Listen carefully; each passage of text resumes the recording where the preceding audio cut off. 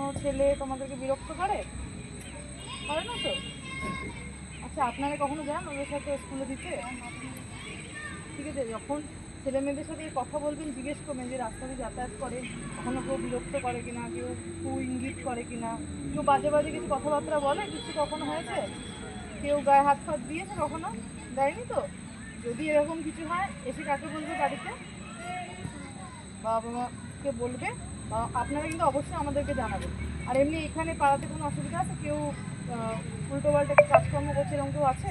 না, মানে আপনাদেরকে বিরক্ত করে মহিলাদেরকে, আপনাদের মনে হচ্ছে যে না কিছু একটা পুলিশকে জানানোর দরকার, এরকম কিছু আছে? ঘাটে বসে থাকে সকাল সন্ধে মেয়েদের দেখতে ছিটকিরি বাড়ছে কিংবা একটা কথা বলছে, এরকম কেউ আছে? এরকম কেউ নেই, তাই তো? তোমাদের স্কুল যেতে কোনো অসুবিধা হয় না তো?